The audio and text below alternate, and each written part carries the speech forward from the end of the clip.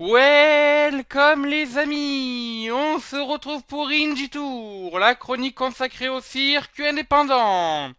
Et donc aujourd'hui c'est une édition spéciale sur War of the World Night 1, c'est-à-dire la première nuit de ce crossover entre la New Japan Pro Wrestling et donc la ROH. Et je peux vous dire qu'il y avait du beau monde dans cette première nuit. Déjà il y avait d'annoncer le IWGP Champion, AJ Styles, les Briscoe, les Young Bucks, le champion de TV de la ROH, Truth Martini et Jelefal. Enfin, c'est Jelefal le champion, bien sûr, hein. Justin Liger, Delirious, les champions de la ROH, Frankie Kazarian et Christopher Daniel, les champions par équipe, hein. On avait aussi donc d'annoncer le King of Strong Style, Shinsuke Nakamura. On avait Okada qui était aussi annoncé. On avait les Time Splitters, The Kingdom qui est annoncé, Michael Elgin, Roderick Strong, bon, Maria Kanellis aussi, Adam Cole et j'en passe. Vraiment, il y avait que du beau monde d'annoncer. Tanahashi aussi pour ce... et Tatsuya Naito notamment.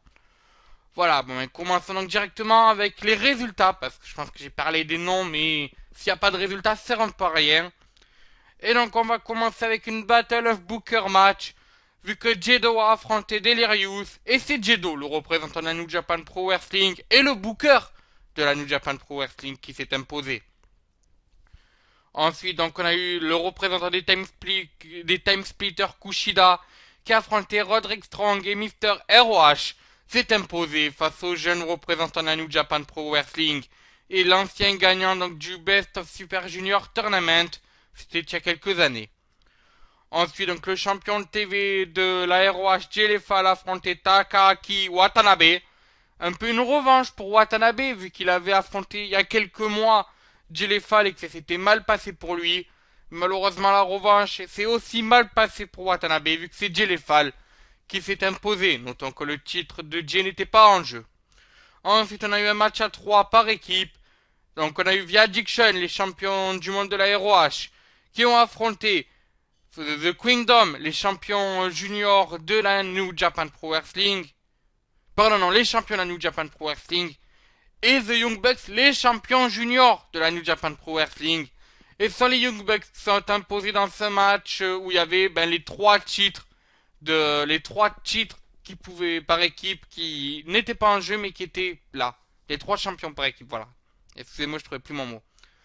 Donc ensuite, on a eu Tatsuya Naito qui a battu Michael Elgin.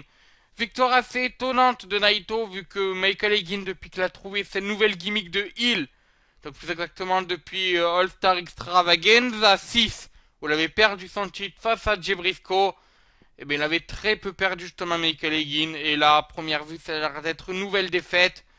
On sait que ça c'est compliqué entre lui et les bookers de la ROH, donc vraiment affaire à suivre. Ensuite, on a eu les Red Dragon, Bobby Fish et Kyle O'Reilly, qui se sont retrouvés une couleur vu qu'ils ont battu Hiroshi Tanahashi et Justin Liger. Ensuite, AJ Styles devait affronter un adversaire mystère. Et cet adversaire mystère est Adam Cole, baby.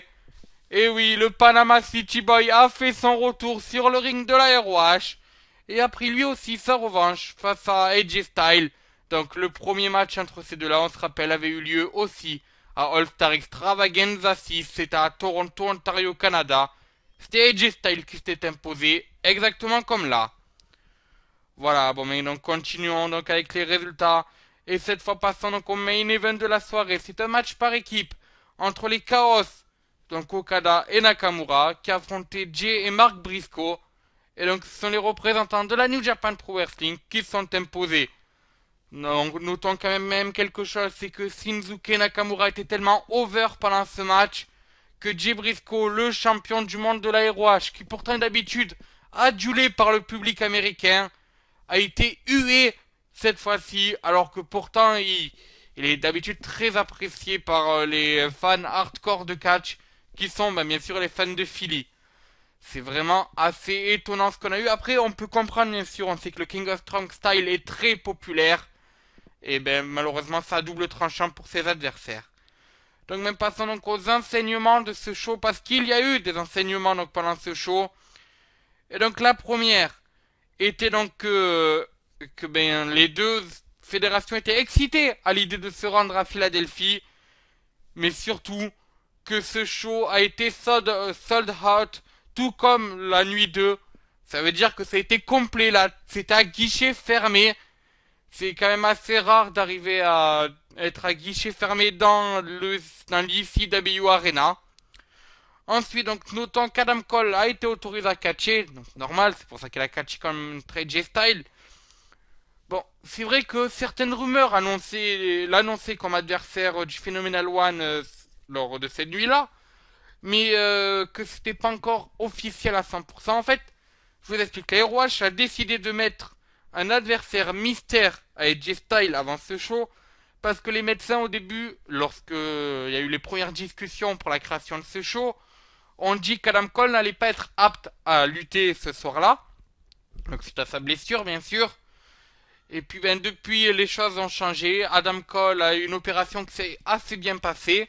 Et donc ben quand on lui a annoncé qu'il était apte à catcher, la ROH a de suite pris la décision de le mettre en tant qu'adversaire d'AJ Styles. Parce que ben notamment leur premier match à All Star Extravaganza l'an dernier avait été vu comme un des meilleurs matchs du circuit indépendant de l'année 2014. Et donc ben, bien sûr ils voulaient un grand match dans cette soirée, même si tous les matchs étaient des grands matchs, ils en voulaient un en plus. Et donc ils ont accepté qu'Adam Cole lutte. Notons quand même que pendant le match, Adam Cole s'est beaucoup tenu le bras, il s'est beaucoup testé justement au niveau de l'épaule et du bras. À première vue, ça a l'air de s'être très bien passé vu qu'il n'a pas dû aller voir les autorités médicales après le match. Donc ce qui voudrait dire qu'Adam Cole a subi une opération qui s'est très bien passée et qui va pouvoir retrouver son niveau qui était le sien avant cette blessure, c'était lors de Final Battle. Par contre, il y a eu des blessures. La première, c'est Frankie Kazarian, qui donc a reçu quelques douleurs au niveau de la nuque après l'Indy-Taker des Young Bucks. Alors, ce qu'on sait sur sa blessure, c'est notamment qu'aujourd'hui c'est un peu trop raide au niveau de la nuque. C'est vrai que c'est un peu compliqué bien sûr, parce que la nuque c'est vraiment une des parties du corps avec le dos qui vient le plus taper au niveau du sol pendant donc les matchs de catch.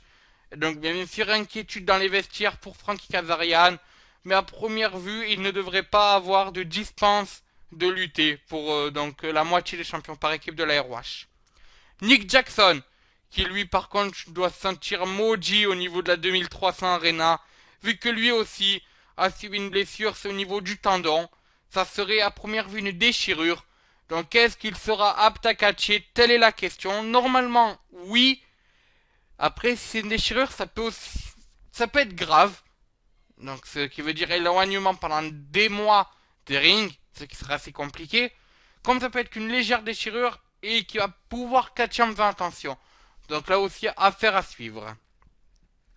Voilà, donc ensuite on a aussi eu du beau monde en backstage, en plus d'en avoir sur le ring. Avec notamment donc le lutteur indie R.E. Fox et The Blue Many. Il y avait aussi beaucoup de lutteurs de la CZW et des lutteurs aux alentours de Philadelphie qui étaient présents et qui ont fait le déplacement pour ce show. On peut comprendre, hein, bien sûr. Donc la file d'attente pour les dédicaces avec les stars de la New Japan Pro Wrestling était aussi très longue, ce qui montre la popularité de ce show japonais, enfin de cette fédération japonaise.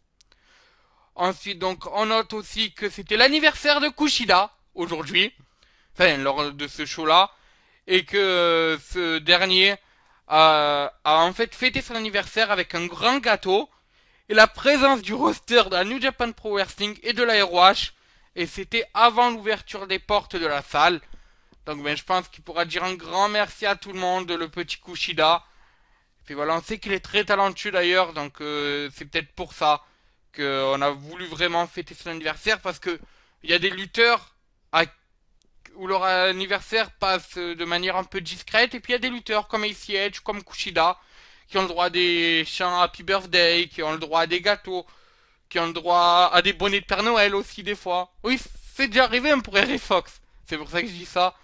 Donc voilà, donc ça montre vraiment que c'est un lutteur qui compte au niveau des bookers. Voilà, ensuite il y a eu d'autres... il n'y a pas eu d'autres renseignements, je crois, à part ce que j'avais dit, donc c'est-à-dire le fait que Jay Briscoe a malheureusement été hué lors de ce show, alors que pourtant il était over d'habitude, mais Shinsuke Nakamura était plus over que lui. Voilà, donc sinon, pour ceux qui ont envie de voir ce show et qui malheureusement été spoilé par ces Shinji Tour, sachez que la ROH planifie de proposer en vidéo of demand ce show-là, même, et y compris la nuit 2, d'ici très peu de temps. Mais ils préfèrent d'abord se focaliser sur Global War, et notamment les tapings TV qui vont avoir lieu durant la nuit 2 de Global War. Et ensuite, diffuser les shows War of the World en vidéo of demand. En tout cas, au vu des résultats, au vu des critiques qu'il y a lieu au niveau de ce show, ça avait l'air d'être un show tout bonnement énorme. De manière comme l'édition de l'an dernier qui avait été très bonne aussi. Donc voilà, ben le printemps on peut dire que ça commence bien avec la New Japan Pro Wrestling et la ROH. Le printemps du catch, hein, bien sûr. Et donc ben voilà, bon ben demain on se retrouve pour parler de la nuit 2 de War of the World. Nous parlerons aussi de Beef Music, des Young Bucks, et si on a le temps, de la Global Force Wrestling. Voilà, bon mais sur ce moi je vous dis adieu bonsoir les amis.